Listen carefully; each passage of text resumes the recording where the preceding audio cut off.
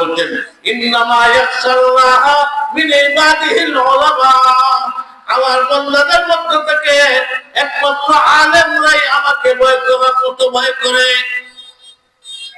যে মানুষটার ভিতরে আল্লাহর ভয় কি পরিমাণ, সেই মানুষটা থেকে অন্য মানুষের জান মাল নিরাপদ সেই পরিমাণ। ইসলামের ঠিক যার ভিতরে আল্লাহর ভয় নাই, তার ভিতরে মৃত্যুর ভয় নাই, পরকালের ভয় নাই, হিসাব নিকাশের ভয় নাই, আপনার মিজানের পাল্লায় যে আমল নামা মাপা হবে সেই ভয় তার মধ্যে নাই, সে যেভাবে ইচ্ছে সেভাবে চলে।